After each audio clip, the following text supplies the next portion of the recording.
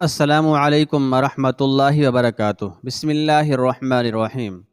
دمشق کی فتح کا عیسائیوں کو بڑا ملال ہوا۔ در حقیقت یہ شہر ملک شام کی بہشت کہلاتا تھا۔ توما اور ہربیس دونوں نہایت حسرت زدہ تھے۔ وہ دمشق سے باہر نکل آئے۔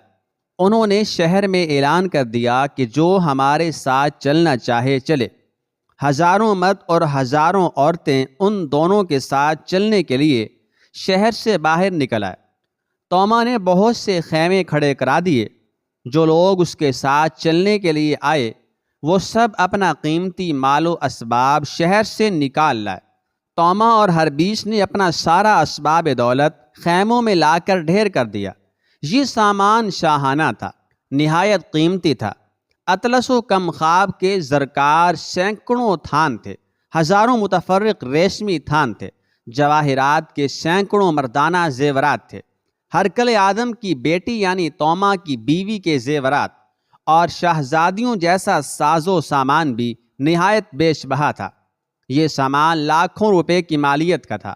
بعض مسلمانوں نے کہا اگر حضرت عبیدہ رضی اللہ تعالی عنہ نے صلح نہ کی ہوتی تو یہ سب مال غنیمت تھا۔ دوسرے مسلمان نے کہا حضرت ابو عبیدہ رضی اللہ تعالی عنہ جنگ سے صلح کو اچھا سمجھتے ہیں، وہ نہیں چاہتے کہ مسلمان شہید ہوں، اس لیے انہوں نے صلح کر لی۔ پہلا مسلمان: یہ اچھا ہی ہوا، دولت دنیا میں پھنسا دیتی ہے۔ اس وقت توما حضرت ابو عبیدہ رضی اللہ تعالی عنہ کے پاس آیا۔ مجھے خوف ہے کہیں تمہاری قوم میرا تعاقب نہ کرے۔ حضرت ابو عبیدہ رضی اللہ تعالی عنہ: خار ہو تو، کیا تو نے نہیں دیکھ لیا کہ مسلمان غدر اور بے وفائی نہیں کرتے ہیں؟ جب تک تو دارالحرم میں پہنچ نہیں جاتا تیرا تعاقب نہیں کیا جائے گا۔ میں یہ چاہتا ہوں کہ 3 روز تک تمہاری قوم میرا تعاقب نہ کرے، میرا پیچھا نہ کرے۔ حضرت ابو عبیدہ رضی اللہ تعالیٰ عنہ: منظور ہے۔ توما چلا گیا۔ اس نے اسی روز وہاں سے چلے جانے کی تیاری کی۔ اسباب باندھا جانے لگا۔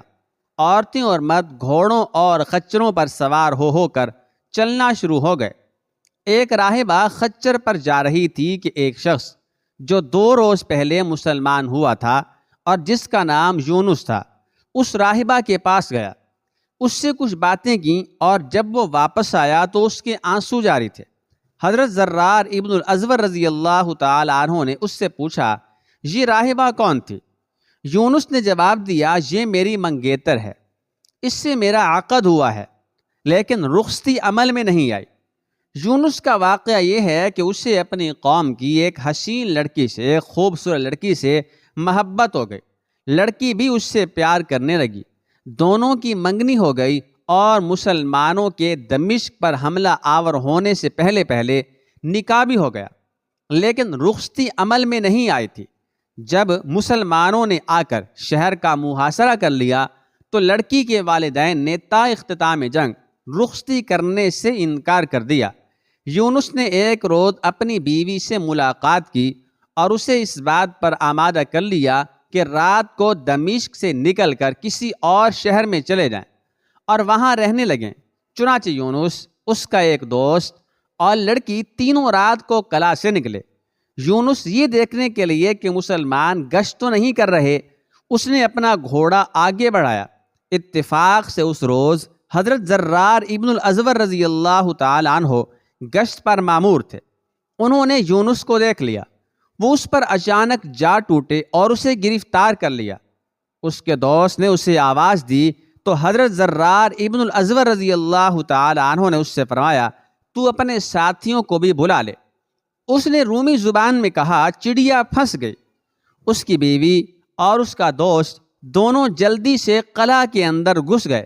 حضرت زرار ابن الازور رضی اللہ تعالی عنہ نے یہ دیکھ کر اس سے پوچھا تو نے اپنے ہمراہیوں سے، اپنے ساتھیوں سے کیا کہا؟ یونس نے جواب دیا میں نے کہا کہ چڑیا پھنس گئی ہے۔ وہ دونوں قلعہ کے اندر چلے گئے۔ حضرت زرار ابن الازور رضی اللہ تعالی عنہ اسے ساتھ لے کر حضرت خالد رضی اللہ تعالی عنہ کے پاس آئے اور انہیں تمام رویداد سنائی۔ حضرت خالد رضی اللہ تعالی عنہ نے اس سے تمام حالات پوچھے۔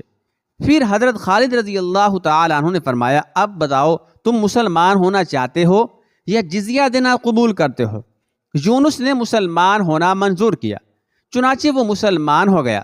جب دمشق فتح ہو گیا تب یونس نے شہر میں جا کر اپنی بیوی کو تلاش کیا، وہ نہیں ملی۔ البتہ لوگوں سے معلوم ہوا کہ اسے یونس کی گرفتاری کا سخت رنج و قلق ہوا۔ اب وہ کنیسہ میں داخل ہو کر راہبہ بن گئی ہے۔ اس نے گرجوں میں ڈھونڈا مگر وہ نہ ملی۔ جب عیسائی مرد اور عورتیں توما کے ساتھ جانے کو تیار ہوئیں تو ان میں یونس کی بیوی بھی تھی۔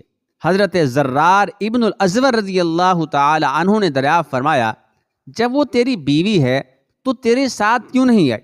یونس: اس نے مجھ سے پوچھا تھا کہ مسلمانوں نے میرے ساتھ کیا کیا، میں نے کہہ دیا، بتا دیا کہ میں مسلمان ہو گیا۔ اب مسلمان مجھے اپنا بھائی سمجھتے ہیں۔ وہ بہت بگڑی۔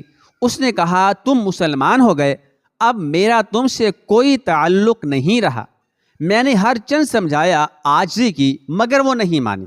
اس عرصے میں توما اور جو لوگ اس کے ساتھ جانا چاہتے تھے وہ سب چلے گئے۔ جب توما کو وہاں سے گئے ہوئے پورے 3 روز ہو گئے تب یونس نے حضرت خالد بن ولید رضی اللہ تعالی عنہ سے کہا، کیا آپ کا ارادہ توما کا تعاقب کرنے کا نہیں ہے؟ حضرت خالد رضی اللہ تعالی عنہ: نہیں، وہ بہت دور نکل گئے ہوں گے، تعجب نہیں کہ انطاکیہ کے قریب پہنچ گئے ہوں۔ یونس: چونکہ وہ بہت کچھ مال و دولت لے گئے ہیں اس لیے تیز نہیں جا سکتے۔ میں ایسے راستوں سے واقف ہوں جو بہت جلد آپ کو توما تک پہنچا دیں گے۔ یونس اپنی بیوی کو حاصل کرنا چاہتا تھا۔ اس نے حضرت خالد رضی اللہ تعالی عنہ کو تعاقب پر آمادہ کر لیا۔ چنانچہ حضرت خالد رضی اللہ تعالی عنہ 4000 سواروں کو لے کر یونس کے ساتھ چلے۔ یونس پہاڑی رستوں سے روانہ ہوا۔ پہاڑی راستے نہایت تنگ اور بڑے دشوار گزار تھے۔ مسلمان جو چمڑے کے موزے پہنے ہوئے تھے وہ پھٹ گئے۔ دوسرے روز مسلمان پہاڑوں سے نکل کر میدان میں پہنچے۔ انہوں نے ایک گاؤں میں جا کر توما کے متعلق معلوم کیا۔ انہیں پتہ چلا کہ توما انطاکیہ جانا چاہتا تھا، لیکن ہرقل آدم نے اس خفگی کی وجہ سے کہ اس نے دمشق مسلمانوں کے حوالے کر دیا، اسے حکم دیا کہ وہ انطاکیہ نہ آئے بلکہ قسطنطنیہ چلا جائے۔ چنانچہ وہ قسطنطنیہ کی طرف چلا گیا ہے۔ یونس مسلمانوں کو لے کر قسطنطنیہ کی طرف گھوم گیا۔ ایک رات مسلمان پہاڑ پر رہے۔ رات کو بارش ہوئی جس سے سردی بڑھ گئی۔ سردی بہت زیادہ ہو گئی۔ بڑی مشکل سے مسلمانوں نے رات بسر کی۔ صبح ہوتے ہی وہ چلے۔ جب پہاڑ سے نکلے تو انہوں نے توما اور اس کے ہمراہیوں کو میدان میں فرکش دیکھا۔ بارش کی وجہ سے ان کا سامان بھیگ گیا تھا۔ بارش کی وجہ سے سارا سامان ان کا گیلا ہو گیا تھا جسے وہ اس وقت دھوپ میں سکھا رہے تھے، یعنی خشک کر رہے تھے۔ مسلمانوں کو دیکھتے ہی انہوں نے شور و غوغا کیا۔ مسلمانوں نے جھپٹ کر رومیوں پر حملہ کر دیا۔ رومی بھی مقابلے میں آ گئے۔ خون ریزی شروع ہو گئی۔